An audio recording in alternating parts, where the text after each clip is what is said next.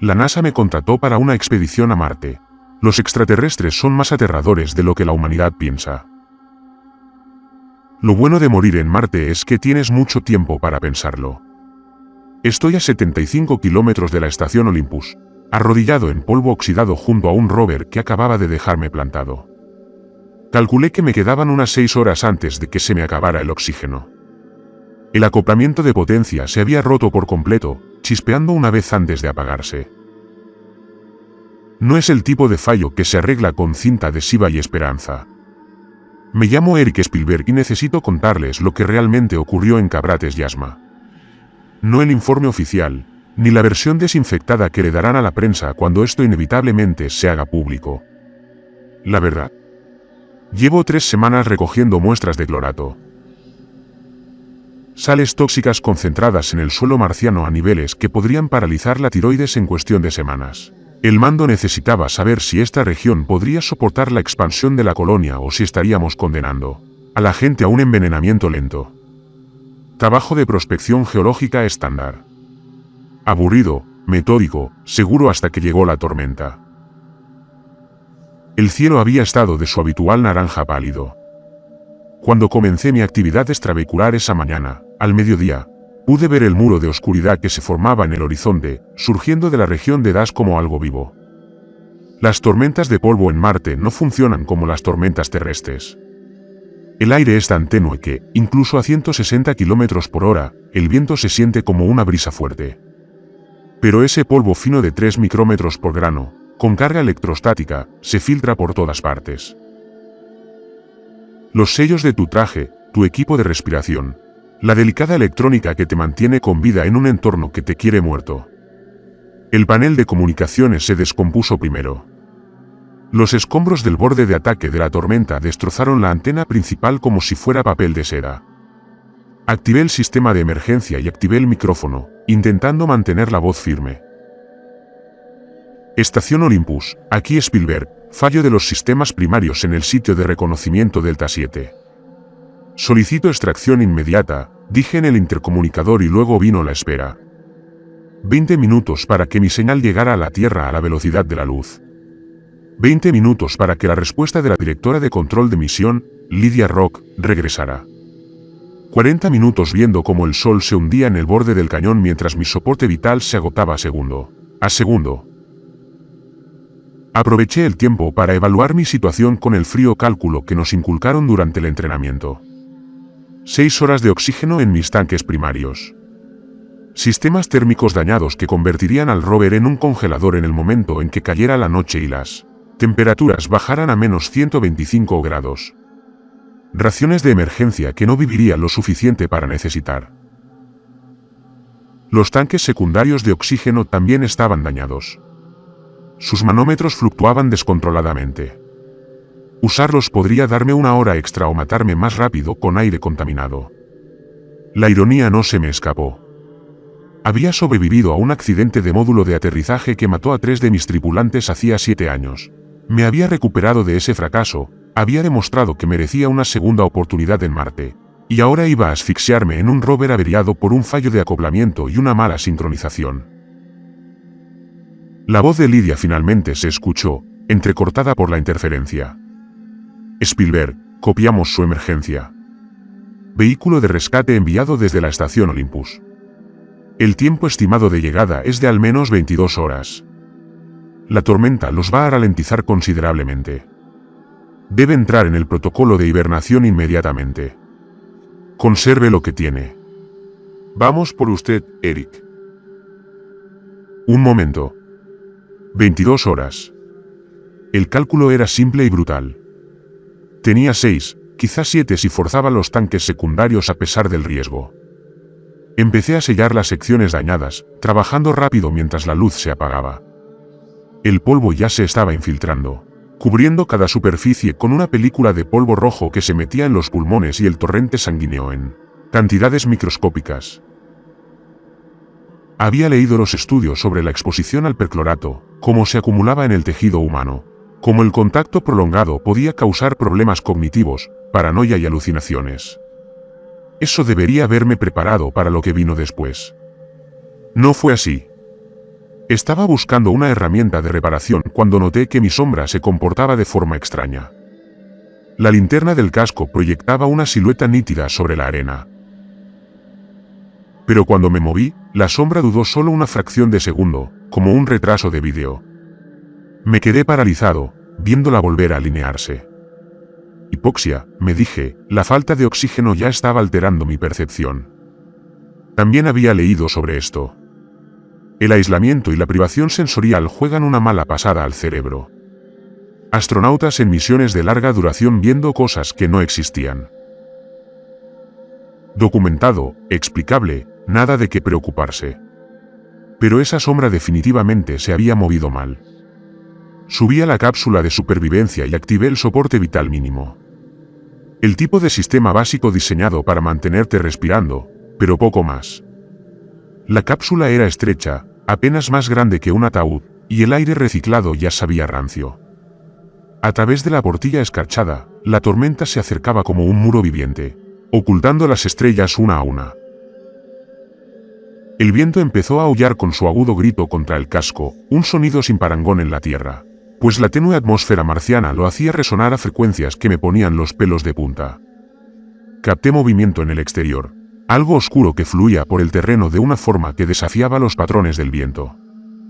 Arrastraba las rocas al abrigo y luego se extendía hacia el rover en finos zarcillos que parecían casi decididos, casi curiosos. Cristales de hielo de dióxido de carbono. Decidí que era un truco de la luz tenue y de mi cerebro privado de oxígeno, que ya empezaba a jugarme una mala pasada. Cerré la cápsula e intenté dormir, sabiendo que necesitaba conservar energía y aire. Los sueños eran peores que estar despierto. Me ahogaba constantemente en un polvo oxidado que me llenaba los pulmones y convertía mi sangre en lodo. Sarah Chen estaba allí, con la cara pegada a la ventana del módulo de aterrizaje mientras el casco se deformaba. Thomas Nakamura me buscó en esos últimos segundos antes de la explosión, con la mirada preguntándome por qué había sobrevivido cuando ellos no. Cuando desperté sobresaltado, jadeando, la lectura de oxígeno indicaba que llevaba 5 horas sumergido. Me quedaban 4 horas de aire respirable, quizá menos. Una tenue luz roja se filtraba a través del cielo polvoriento. La tormenta se había calmado hasta convertirse en un aullido constante, pero incluso en su máxima opacidad, se filtraba algo de luz. Eso era una suerte de Marte. Al menos nunca había que enfrentarse a la oscuridad absoluta durante el día, incluso cuando el polvo bloqueaba el 99% de la luz solar. Busqué nuevas transmisiones y encontré una de Lidia que me revolvió el estómago. Arik, la tormenta es peor de lo que pronosticamos. Hay ráfagas de viento de más de 170 km por hora y la visibilidad es de menos de 5 metros. El equipo de rescate está en tierra a mitad de camino. No pueden moverse hasta que las condiciones mejoren. Se estima que tardarán 30 horas en llegar. Sé cómo son los cálculos. Sé lo que estás pensando, pero estamos buscando alternativas. El Dr. Patterson cree que los tanques secundarios podrían salvarse si se evitan las advertencias de contaminación. Es arriesgado, pero algo es algo. Quédate conmigo, ¿de acuerdo? Lo solucionaremos. 30 horas. Tenía 4. Los tanques secundarios de oxígeno eran mi única opción. Arriesgados o no, se dañaron en la falla inicial, sus sellos posiblemente comprometidos. Pero el aire en mal estado es mejor que la ausencia de aire. Me puse el traje, revisé el sellado del casco 2 veces y salí al exterior, bajo el viento aullante. Huellas frescas de botas se alejaban del rover. Eran las mías. El mismo dibujo, el mismo desgaste distintivo en el talón derecho por una vieja lesión de tobillo que nunca había sanado del todo. El príncipe marchaba en línea recta hacia el borde del cañón, metódico y decidido, como si hubiera salido con un destino específico en mente. Pero no había caminado en esa dirección. Apenas salía del rover desde la falla. Mis manos no dejaban de temblar mientras los seguía. Mi instinto me gritaba que volviera adentro, que me encerrara en la cápsula y esperara el rescate o la muerte, lo que ocurriera primero. Pero necesitaba esos tanques de oxígeno. Necesitaba respuestas a lo que veía. El príncipe conducía a una depresión poco profunda a 300 metros, cerca del borde de la quebrada de Cobra, donde el suelo descendía hacia la oscuridad. La depresión albergaba algo para lo que no estaba preparado. Equipo semienterrado con una insignia que reconocí de las sesiones informativas clasificadas durante la preparación de mi misión. La expedición del capitán Jonas Kia se perdió hacía 3 años por lo que llamaron un fallo de equipo. El cuerpo nunca se recuperó. Preguntas que nunca se respondieron adecuadamente, al menos no en ninguna de las sesiones informativas a las que asistí. Excavé en la arena con creciente urgencia y encontré su grabadora de datos personal, aún alimentada por su generador termoeléctrico de radioisótopos. El dispositivo estaba cubierto con 3 años de polvo marciano, pero funcionaba. Debería haber sido entregado a los equipos de recuperación. El hecho de que todavía estuviera allí, escondido y olvidado, me decía todo lo que necesitaba saber sobre lo exhaustiva que había sido la investigación. De vuelta en el rover, activé la grabadora con dedos temblorosos. El rostro de Kia apareció en la pantalla pequeña, joven y seguro de sí mismo. En las primeras entradas, los registros de estudio estándar, el entusiasmo por los descubrimientos geológicos que hacía en el sistema de cañones, los controles rutinarios con la Tierra que no mostraban señales de peligro. Pero alrededor del día 90, algo cambió en su mirada. Los retrasos en la comunicación me están afectando, dijo, con ojeras formándose bajo sus ojos. 20 minutos de ida y 40 minutos de vuelta, antes de saber si alguien me escucha. Es como gritar al vacío y esperar que alguien te responda. Y he estado viendo cosas. Sombras que no siguen bien la fuente de luz. Mi reflejo en las ventanas del rover se mueve cuando estoy quieto. El doctor Prades dice que es normal. Solo aislamiento y estrés. Todos lo experimentamos en cierta medida, pero ya no lo sé. Anoche, juraría haber visto a alguien afuera, de pie en la oscuridad, observando. Avanzaba rápidamente, viendo cómo el estado de Kie se deterioraba con cada entrada. Describió haber encontrado equipo movido durante la noche, herramientas colocadas en lugares que estaba seguro de no haber dejado, haber escuchado transmisiones por radio que sonaban como su propia voz, pero que contenían palabras que nunca había pronunciado. Veía duplicados de sí mismo fuera del hábitat, de pie en lugares imposibles, mirándolo fijamente. Hay algo en el polvo, susurró en una entrada tardía, apenas conteniendo la compostura. Algo que aprende. Me observa, me estudia. Cada noche mejora en su imitación. Empezó con mi sombra moviéndose mal, luego con los reflejos. Ahora veo copias completas de mí mismo. Es como si intentara comprender quién soy. O tal vez quisiera ser yo. Ya no lo sé. El aislamiento hace que todo parezca irreal. Pero esto es diferente. Esto es algo más. Le temblaban las manos mientras ajustaba la cámara. He estado revisando los datos geológicos. Concentraciones de hipoclorato por todas partes. Encontré las manifestaciones. Y descubrí algo en las muestras. Rastros bacterianos. Estreófilos que prosperan en los percloratos. Muestran signos de comportamiento de colonia. Comunicación química entre células individuales. ¿Y si han aprendido a interactuar con la neurología humana? ¿Y si los percloratos que respiramos contienen algo que se nos mete en el cerebro? La última entrada mostró aquí al borde del colapso total. A quien encuentre esto, y espero que alguien lo haga, no confíen en lo que ven aquí afuera. Las sombras no están vacías. Son conscientes. Conocen tu forma, tu voz, tus pensamientos. Hay algo en este lugar, los clorados, la radiación, el aislamiento aplastante. Crea algo. Algo que existe en el espacio entre la percepción y la realidad. Se alimenta de la soledad. Y Dios me ayude. Estoy tan solo. Casi quiero dejarlo entrar. Casi quiero creer que lo que veo es real. Que ya no estoy solo. Se acercó a la cámara, con los ojos rojos y desesperados. Si estás viendo esto, probablemente estés en mi misma situación. Varado, sin tiempo, viendo cosas que no pueden ser reales, pero que se sienten más reales que cualquier otra cosa. No te rindas. No dejes que te convenza, lucha con todas tus fuerzas. Porque una vez que lo dejas entrar, una vez que lo aceptas como real, no creo que haya vuelta atrás. La grabación se cortó a estática, y entonces los gritos de Kia, aterrorizados, rugieron. Luego nada. Me quedé allí sentado con la alarma de oxígeno sonando, intentando procesar lo que acababa de ver a través de una neblina de hipoxia creciente. Mi formación científica exigía una explicación racional. La exposición al benzodiazepina causaba psicosis compartida en varios individuos aislados. Alucinaciones, siguiendo patrones predecibles basados en tensiones comunes. Kia se había derrumbado bajo la presión. Y ahora yo seguía la misma trayectoria. Mi cerebro, privado de oxígeno, llenaba los vacíos con imágenes de pesadilla. Pero había visto mi sombra moverse.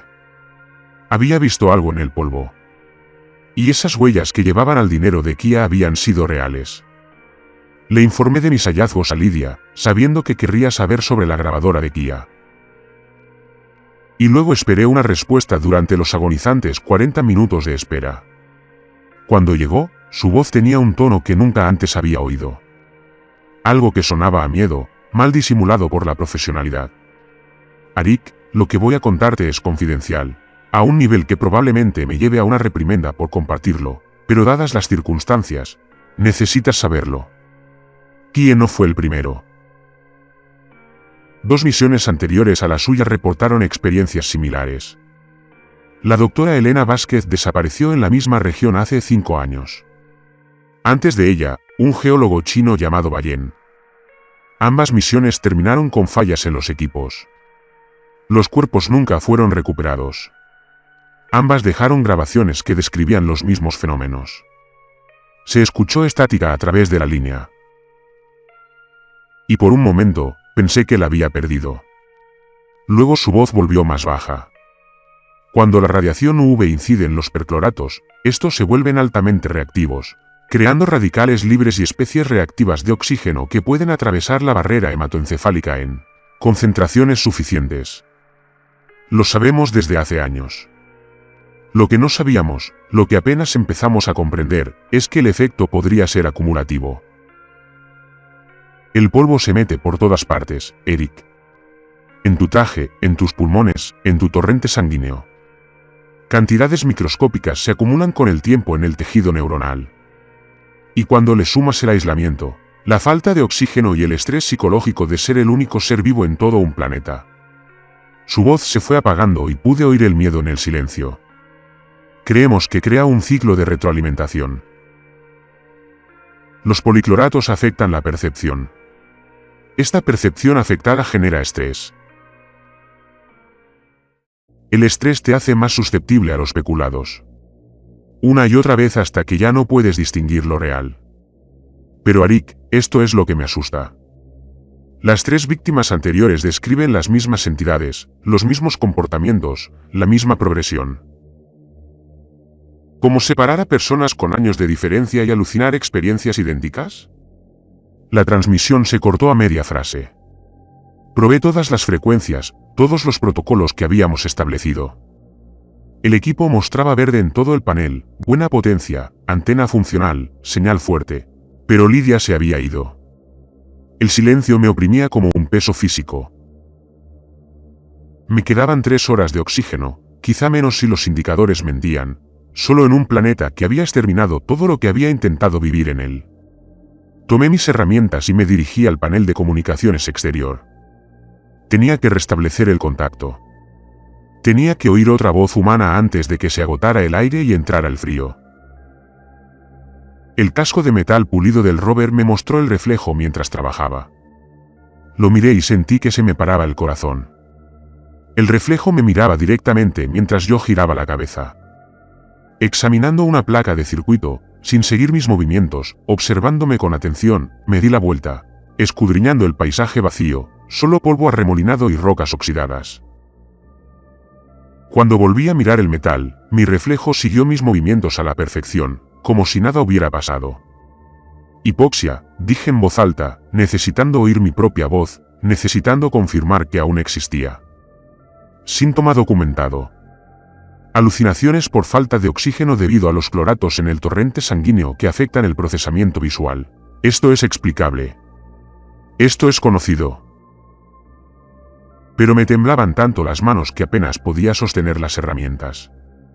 Y eso no tenía nada que ver con el frío que se filtraba a través de la capa térmica degradada de mi traje. Trabajé durante otra hora, logrando avances mínimos contra el polvo omnipresente que se filtraba por todas las conexiones y revestimientos. El sol se ponía de nuevo, mi segunda noche varado. Y mi contador de oxígeno marcaba 2 horas y 41 minutos. Entonces lo oí por la radio de mi traje. Al principio débil, pero cada vez más claro. Una voz, mi voz. Arik, susurró, crepitando entre la estática que no debería haber sonado en un canal local. ¿Por qué te resistes? Ya sabes cómo termina esto. El rescate no llegará a tiempo. Aún quedan 28 horas y tienes menos de 3 horas de aire. Las matemáticas no cuadran. Nunca cuadraron. ¿Por qué morir solo cuando podrías formar parte de algo?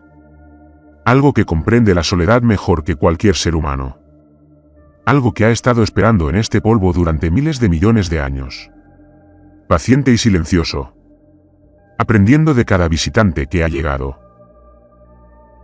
Me quité el casco de un tirón dentro de la esclusa de aire del rover, respirando con dificultad aire reciclado que sabía a metal y miedo. La voz se cortó de inmediato. Me quedé allí temblando, intentando convencerme de que lo había imaginado, de que solo eran interferencias de radio o mis propios pensamientos que se transmitían por el sistema de comunicación. Pero yo sabía que no era así. Había oído esa voz antes en las últimas grabaciones de Kia. El mismo tono, la misma cadencia paciente, casi suave. La noche cayó dura y absoluta. La tormenta alcanzó su máxima intensidad y la visibilidad se redujo a 0. Mis luces de trabajo apenas cortaban 3 metros en la oscuridad agitada. E incluso esa iluminación parecía de alguna manera errónea, como si el propio polvo absorbiera la luz y solo devolviera sombras. Me encerré en la cápsula de supervivencia y observé cómo bajaba el contador de oxígeno. 2 horas y 27 minutos. Respiraba más rápido. Mi cuerpo sabía lo que mi mente se negaba a aceptar. No había tiempo suficiente, ni de lejos. Algo presionaba el casco del rover. No eran las ráfagas aleatorias del viento, sino algo deliberado y metódico, que probaba el metal sección por sección, como si buscara una forma de entrar. A través de la portilla, me vi afuera. Sin casco ni traje, solo allí, en una atmósfera tóxica y un frío intenso que debería haber congelado la humedad de mis pulmones al instante. Mirándome con ojos pacientes y conocedores que reflejaban mis luces de trabajo como los de un animal. Su boca se movía y las palabras se formaban directamente en mi mente sin pasar por mis oídos. ¿Ahora lo entiendes, verdad, Eric? No somos extraterrestres, no somos una alucinación. Existimos en los vacíos, en la estática neuronal creada por este mundo hostil que intenta matarte célula a célula.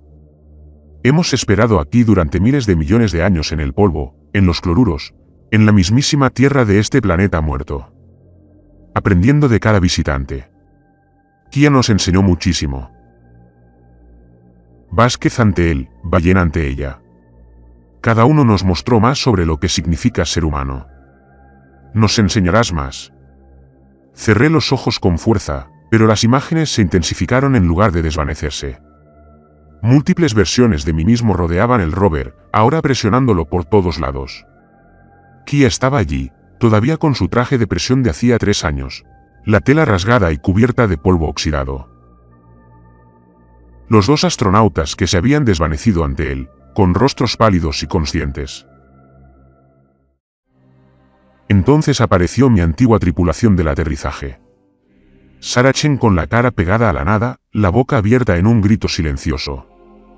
Thomas Nakamura extendiendo sus manos que terminaban en oscuridad. El teniente Morrison, quien murió en el impacto inicial, con el cuerpo retorcido de una forma que los cuerpos no deberían retorcerse. Sabían cosas. Fracasos privados que nunca le conté a nadie.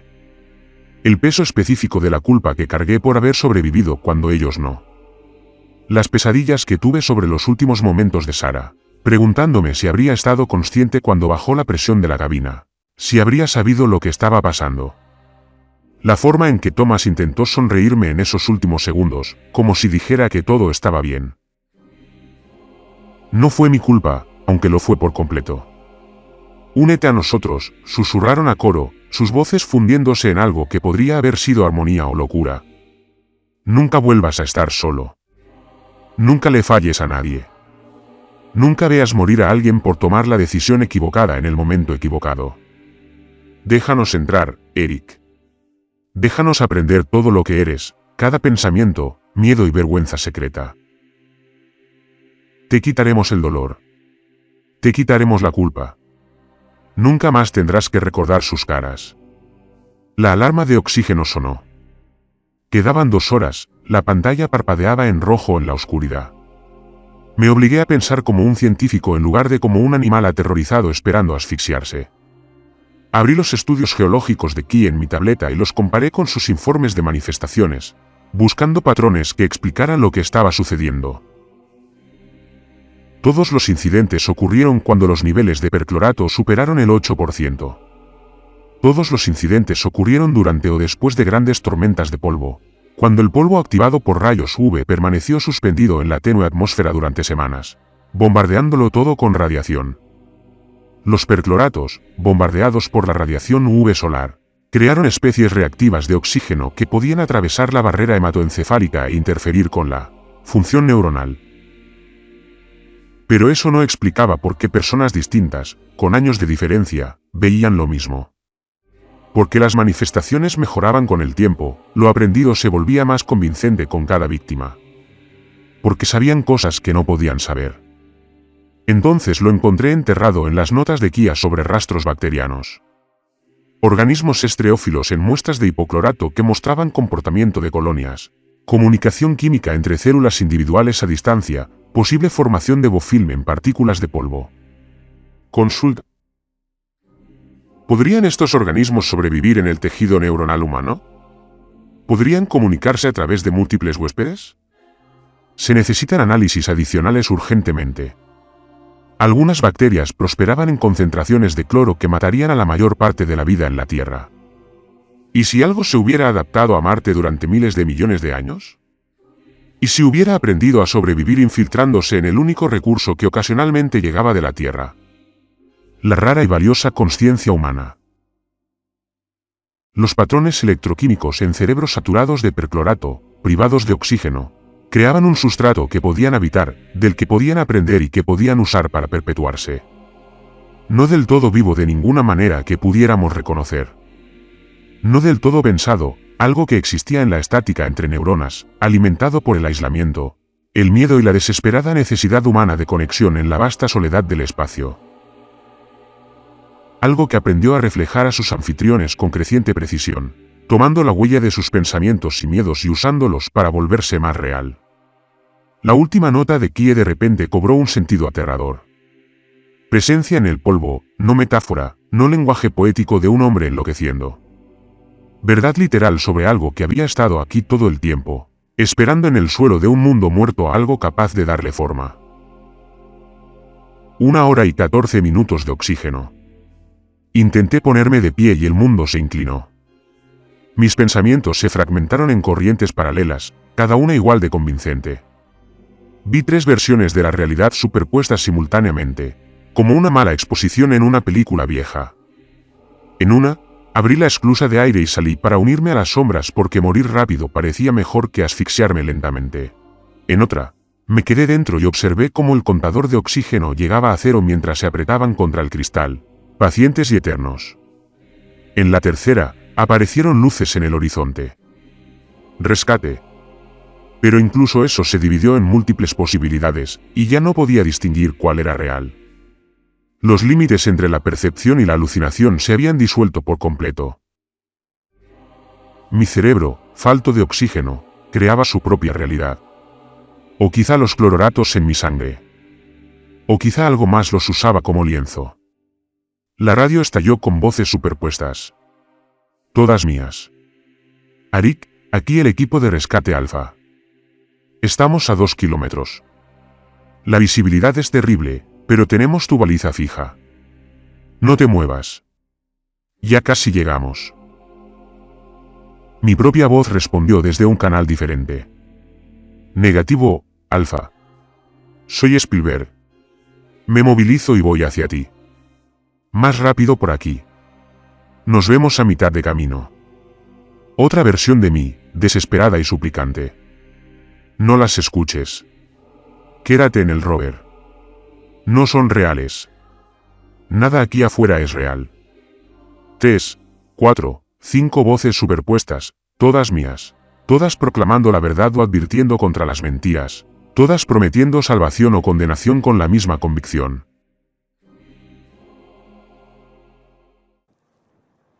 No podía respirar, no podía pensar. El contador de oxígeno llegó a 49 minutos y mi visión se difuminó por completo. Mis manos y pies se estaban entumeciendo. La primera señal de hipoxia provocó un bloqueo mientras mi cuerpo intentaba preservar las funciones básicas a expensas de las extremidades. Entonces la voz de Lidia atravesó el caos, nítida y clara, con un tono que reconocí de hacía 9 años. Arik, escúchame. Voy a decir algo que solo la verdadera Lidia sabría. Algo que nunca le he contado a nadie. El primer día de entrenamiento de astronautas, derramaste café por todas partes. Las notas informativas del comandante Reeves. Estabas tan avergonzada que intentaste culpar al sistema de ventilación, tirando papeles por todos lados. Te vi entrar en pánico durante 10 segundos antes de intervenir y decir que te di un golpe en la taza, que asumí la culpa porque parecía que ibas a tener una crisis nerviosa.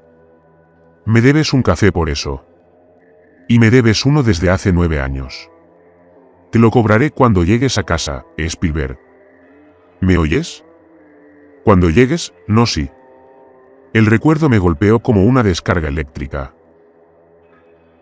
Real, concreto, específico de maneras que las sombras no pudieron replicar porque lo enterré tan profundamente que incluso yo casi lo había olvidado.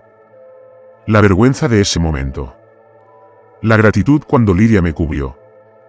La forma en que el comandante Reeves nos miró a ambos, desconfiado, pero dispuesto a aceptar la explicación.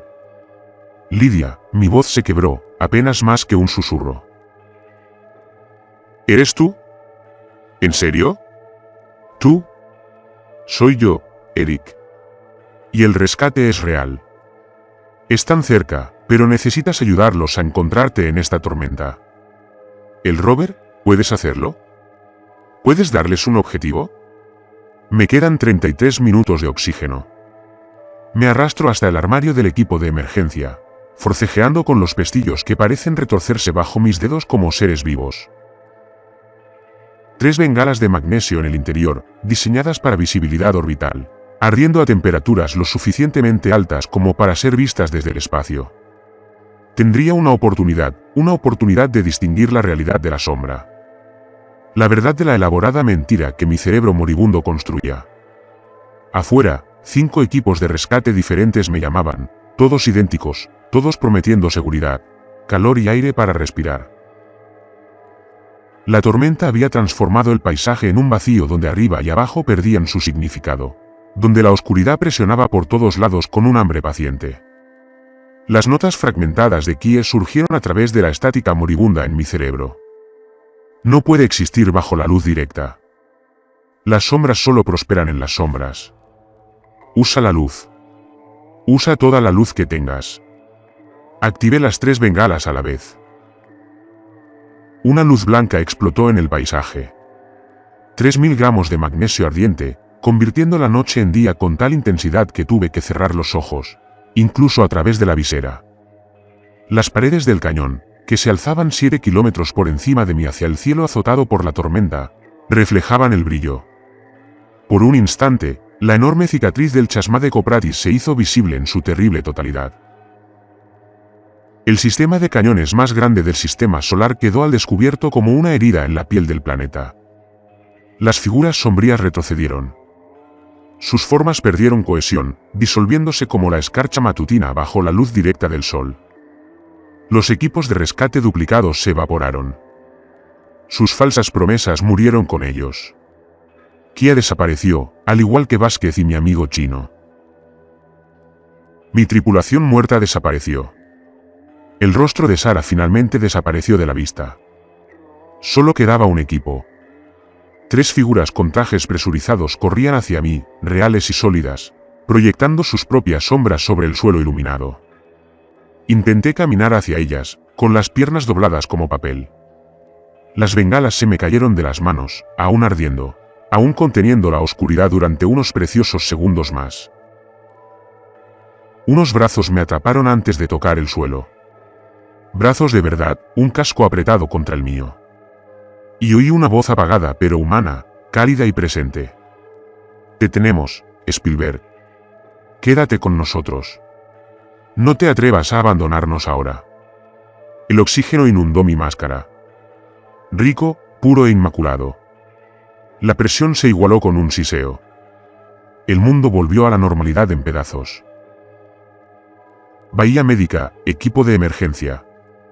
Rostros preocupados tras las viseras, con los ojos abiertos por la urgencia de quienes luchan por salvar una vida. La voz de Lidia, por los altavoces, se quebró de alivio y algo que podría haber sido llanto. Lo lograste, Eric. Estás a salvo. 18 horas para la estación Olympus y con todas las instalaciones médicas. Descansa. Deja que te cuiden. ¿Lo hiciste bien? Lo hiciste muy bien. Pero mientras el vehículo de rescate aceleraba por el plano de Dash, dejando atrás el cañón, miré por la ventana trasera una última vez cerca del borde, apenas visible en la oscuridad que se alejaba. Mientras las bengalas se consumían, una figura oscura se recortaba contra el paisaje oxidado. Levantó una mano en un gesto que no pude interpretar. Saludo o advertencia, promesa o amenaza, reconocimiento de la derrota o la certeza paciente de que esto no había terminado. Cerré los ojos e intenté dormir, pero la imagen me acompañó durante todo el camino de regreso a la colonia. 3 semanas después, permanecí en aislamiento médico en la estación Olympus mientras Lidia me realizaba una evaluación psicológica, por videoconferencia. El cristal de cuarentena entre el resto de la colonia y yo me pareció apropiado. No estaba segura de que había traído de Caprates Casma. No estaba segura de si los percloratos de mi sangre se habían disipado por completo o si algo más se había arraigado en mi tejido neural durante esas horas de hipoxia y terror.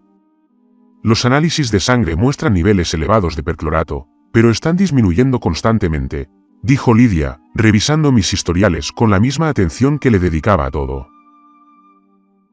La función neuronal se ha normalizado. Las pruebas cognitivas se encuentran dentro de rangos aceptables. Las pesadillas deberían desaparecer con el tiempo y la terapia adecuada. ¿Qué hay del centro de atención? Zona de exclusión designada, en un radio de 50 kilómetros, sin excepciones. El Consejo de Naciones votó por unanimidad. Nadie se acerca a ese cañón hasta que entendamos qué sucedió allí. Hizo una pausa, eligiendo cuidadosamente sus palabras. Las muestras que recogió se están analizando en una instalación de biocontención de nivel 4 en la Tierra. Los resultados preliminares muestran rastros bacterianos que no podemos clasificar por completo.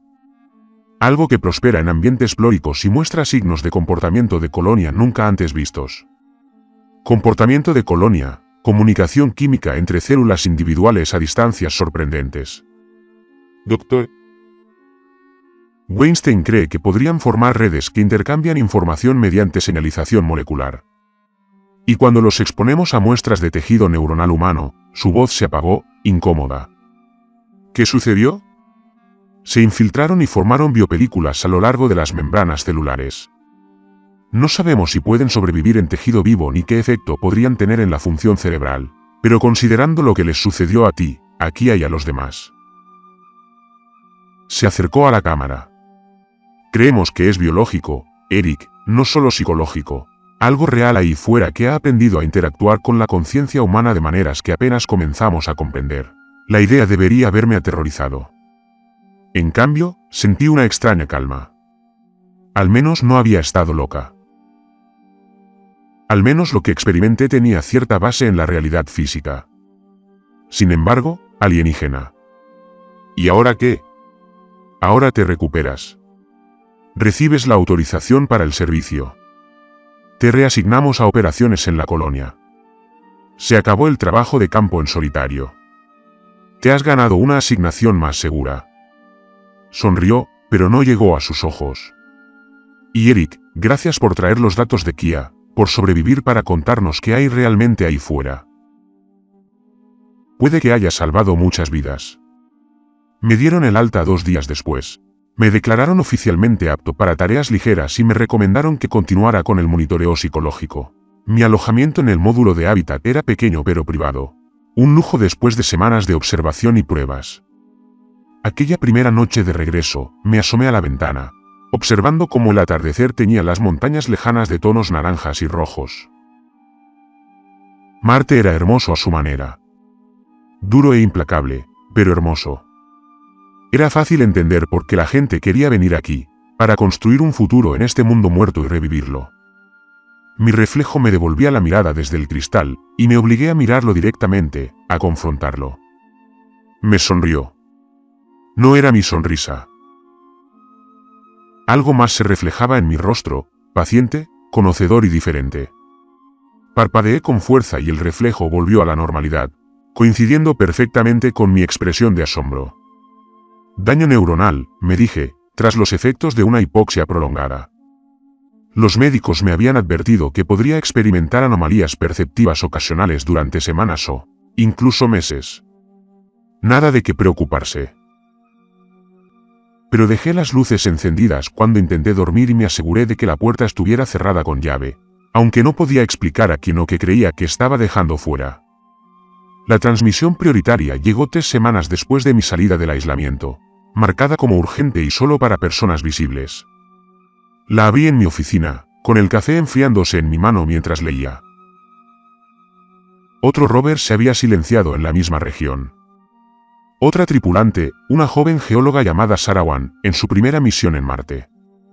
Los informes iniciales, antes de que las comunicaciones se degradaran por completo, resultaron terriblemente familiares. Experimentaron anomalías perceptivas inusuales, sombras que se movían independientemente de la fuente de luz. Recomendación, extracción inmediata. Pero la tormenta había dejado en tierra a los equipos de rescate de nuevo. Le quedaban unas 18 horas de oxígeno y la ayuda estaba a 30 horas de distancia. Ya estaba en la oficina de Lidia antes de que pudiera llamarme. La transmisión seguía apareciendo en mi tableta. No, dijo antes de que pudiera hablar. No estás despejado y todavía te estás recuperando de... Sé qué buscar, interrumpí. Conozco las señales, la progresión. Sé cómo combatirlo. Eso me da una ventaja que nadie más tiene o te hace vulnerable. ¿Y si la exposición te hiciera más susceptible? ¿Y si dejara algo en tus vías neuronales? ¿Algo que quiere regresar? Su mirada era dura, profesional, pero pude ver el miedo subyacente. ¿Y si sigues infectado, Eric? Me lo había pensado cada vez que veía mi reflejo moverse mal. Cada vez que oía susurros al borde del silencio cuando estaba solo. Pero alguien tenía que irse. Alguien que comprendiera a qué se enfrentaba Wan. Mejor. Alguien que supiera en qué se estaba metiendo, dije en voz baja. Mejor alguien que ya lo haya sobrevivido una vez y que pueda volver a sobrevivir. Lidia tiene 26 años. Primera publicación. No merece morir sola ahí fuera, viendo cosas que la destrozarán antes de que se quede sin aliento. Me observó un buen rato, y pude verla haciendo cálculos, sopesando los riesgos y las posibles recompensas. Finalmente, suspiró. Lo autorizaré. Pero, si muestras algún signo de recaída, cualquier indicio de que estés en peligro, te retiraré de inmediato. Y entra con un equipo de apoyo completo, no solo. Mínimo 3 exploradores. Comunicación constante. Entendido. Entendido. El convoy de rescate partió al amanecer. 3 exploradores avanzaban en formación cerrada por las llanuras oxidadas hacia Capratis Chasma. Viajé en el vehículo líder, revisando una y otra vez mi equipo. Tanques de oxígeno llenos, sistemas de emergencia, bengalas verdes, equipo de comunicación mejorado. Todo lo que necesitaba para un rescate exitoso o para convertirme en una voz más susurrando en la tormenta. Al acercarnos al borde del cañón y ver nubarrones en el horizonte como si la oscuridad hubiera estado esperando nuestro regreso, vi mi reflejo en la ventana del rover. Esta vez tuve la certeza de que me observaba con los ojos de otra persona. Ojos que habían esperado en el polvo marciano durante miles de millones de años, pacientes, hambrientos y aprendiendo. Algo que había estado aquí mucho antes de la llegada de los humanos y que seguiría aquí mucho después de nuestra partida. Pensé en el último mensaje de Kie, en Vázquez y Bacon, en todos los demás que se habían esfumado en las sombras y nunca habían regresado. Pensé en la doctora Wan, sola allí afuera, con el oxígeno escaseando, su mente fracturada bajo el peso del aislamiento, el miedo y cosas que no deberían existir. Y pensé en mi reflejo, sonriéndome con un conocimiento que no debería poseer. La tormenta se estaba formando más rápido de lo que predijeron los modelos meteorológicos. En una hora, estaríamos luchando con visibilidad casi nula, compitiendo contra el tiempo, la física y algo que existía en los espacios entre el pensamiento y la realidad. Control Olympus, aquí Rescate 1, dije por el comunicador. Nos acercamos al perímetro de la zona de exclusión. La visibilidad se está degradando. Estimación de contacto con la última posición conocida del Dr. Juan en 90 minutos. La voz de Lidia regresó después de los 20 minutos de retraso, tensa por la preocupación. Recibido, Rescate 1. Manténganse en formación. Estén atentos a cualquier señal de anomalías perceptivas. Y Eric, ten cuidado ahí fuera. Algo en esta tormenta no va bien. Sabía a qué se refería. Incluso a través del casco aislado del rover, podía sentirlo. Una presión que no tenía nada que ver con la densidad atmosférica. Una presencia que no tenía nada que ver con las rocas y el polvo inertes que habíamos cartografiado, estudiado y pretendíamos comprender. Marte albergaba secretos más antiguos que la civilización humana, y algunos de esos secretos eran voraces. Recibido el control, dije. La traeremos a casa. Los exploradores se adentraron más en la tormenta, sus luces apenas penetraban la oscuridad arremolinada. Y en algún lugar más adelante, en la vasta herida del casma de Copra, la doctora Wan esperaba sola con sombras que conocían su nombre y llevaban su rostro, prometiendo el fin de la soledad en un lugar donde la soledad era lo único que había. Revisé mi suministro de oxígeno una vez más. Revisé las bengalas, mi determinación y traté de no pensar en cómo se veía mi reflejo esta mañana cuando lo vi sonriéndome en el espejo. Movía la boca para formar palabras que no podía oír bien, pero que de alguna manera entendía. La clase seguía en clase y las sombras eran excelentes estudiantes.